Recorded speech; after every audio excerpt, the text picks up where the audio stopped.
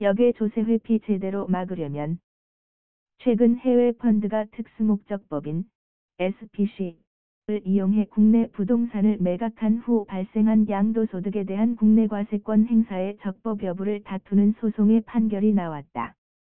요약하면 특수목적법인은 실질적 사업활동을 위한 것이 아니라 단지 세금 회피 목적으로 만들어진 회사이므로 그 법인격을 부인하고 실질적인 귀속 주체인 해외 펀드의 양도소득 상당의 법인 세부과는 정당하다고 판시했다.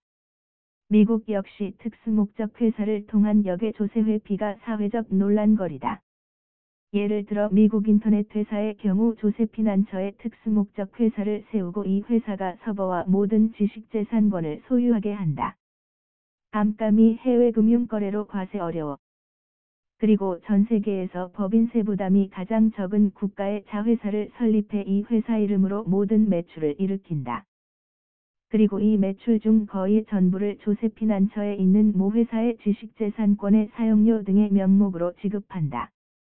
이런 투자기법을 통해 거의 10조 원에 해당하는 미국 세금이 회피됐다는 주장이다. 이와 같이 역외 조세 회피는 그 규모와 정도가 상당하다. 어쩌면 그 심각성의 정도가 과거 금융위기 때와 유사하다.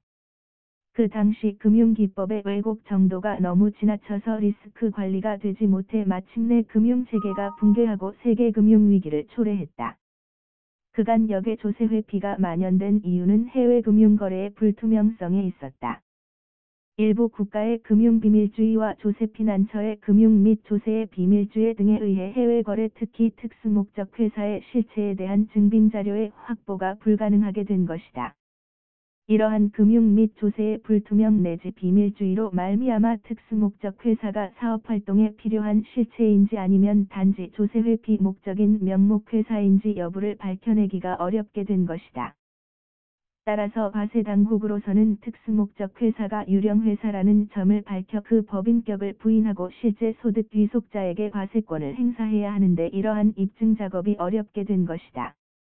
이러한 현실적인 어려움을 악용해 특수목적 회사에 의한 다단계 투자기법이 발달했으며 이를 통해 역외 조세 회피가 만연하게 됐다. 그러나 최근 전 세계적인 재정 위기에 직면해 각국 정부는 재정 수입원을 찾는 과정에서 그간 사각지대에 있었던 역외 자산에 대한 과세권 행사를 적극 고려하게 된 것이다. 즉 과거의 역외 자산은 각국의 과세권이 상호 충돌도 자제됐지만 이제는 각국이 공조하면서 조세피난처 등의 정보 공개를 요구하는 상황이다. 과세규정 세분화 등 법 정비 서둘러야. 다시 말하면 더 이상 역외 거래는 사법권이나 과세권의 사각지대가 아니다. 과거에 국내에서 범죄를 저지르고 해외 도피가 만연한 적이 있었다. 이를 규제하기 위해 해외 도피 기간 동안 공소시효가 중지하는 국내법이 개정되고 나아가 각국과 범죄인도 협정이 체결됐다. 이와 같이 역외 조세 회피의 경우도 이를 발본세 권하는 법제도 정비가 필요하다. 국내법상 불명확한 거주자 등 개념을 명확하게 정비하고 나아가 각국과 금융정보 및 조세정보를 공유하는 협약을 점차 확대해야 한다. 그리고 실질과세의 원칙을 규정한 폭괄 규정을 예측 가능성을 높일 수 있도록 이를 좀 더 세분화해야 한다. 그리고 역외 거래에 대한 자문 역할을 하는 전문가에까지 혐의 거래에 대한 보고 의무 대상자 범위를 확대할 필요가 있다.